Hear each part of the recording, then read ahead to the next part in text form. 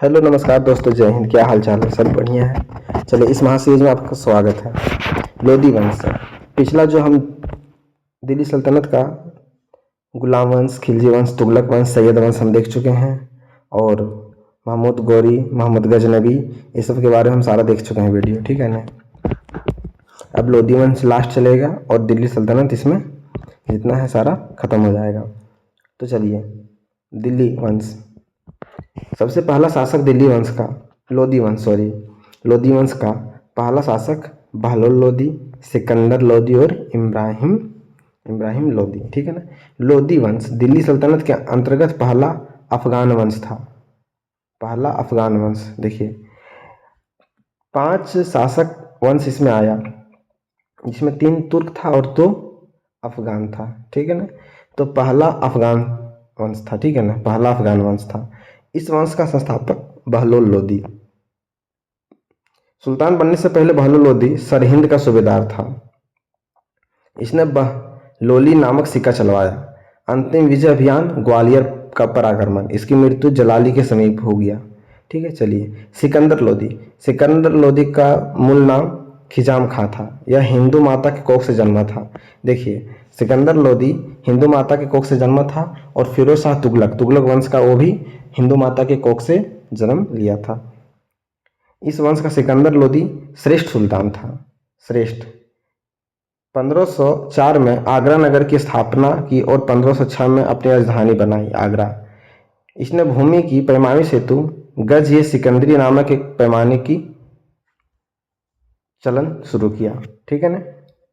चलिए, सिकंदर लोधी गज सिकंदरी पर चलन, आगरा की स्थापना, अनाज पर से जकात लेना बंद करवाया, उपनाम गुल रुखी।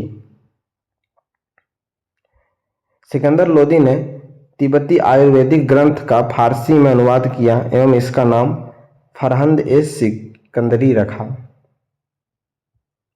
सिकंदर लोधी गुलरुखी के नाम से फारसी भाषा में कविताएं लिखता था, ठीक है। चलिए, और इसके बारे में कुछ और जान लेते हैं।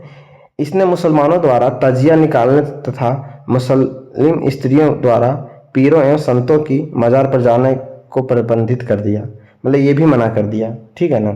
चलिए, इसने संगीत विषय के संबंध में लज्जत ए सिकंदरी शाही नामक पुस्तक की रचना की। अब लास्ट इस वंश का आया इब्राहिम लोधी। यहाँ से आपको पता चलता है, ये नाम आपको बखूबी याद रहता है, ठीक है ना। चलिए, भले ही 2 नाम याद रहे या ना रहे, बहलोल लोधी और सिकंदर लोधी, बट इब्राहिम लोधी जरूर याद रहता है। सिकंदर लोधी का पुत्र था। इब्राहिम लोधी सिकंदर लोधी का पुत्र था, जो उसकी मृत्यु के बाद दिल्ली सल्तनत की गद्दी पर बैठने वाला अंतिम शासक था।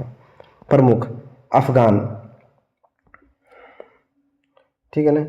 अफगान सरदार दौलत खान लोधी पंजाब का सूबेदार तथा इब्राहिम लोधी के चाचा आलम खान ने इब्राहिम लोधी का सत्ता समाप्त करने के उद्देश्य से काबुल के शासक बाबर को भारत पर आक्रमण करने के लिए आमंत्रण किया। हालांकि इब्राहिम लोधी के चाचा आलम खां को विश्वास था कि बाबर भारत में रुकेगा नहीं। देखिए, उसको लगा कि अपने भतीजे को हरा देते हैं, ठीक है ना, फिर सारा धन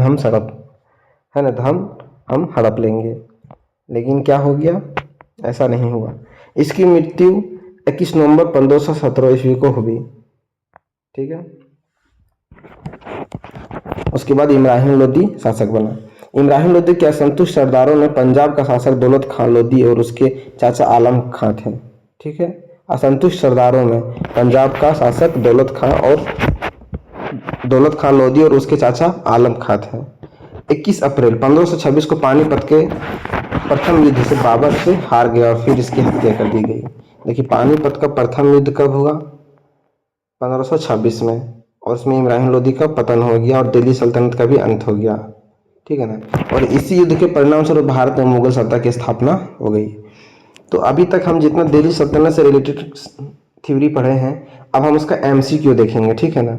और एमसीक्यू देखना बहुत ही जरूरी है, ताकि आपको ये पता चल सके कि आपके दिमाग में कितना सारा डेटा स्टोर है अभी तक, ठीक है ना।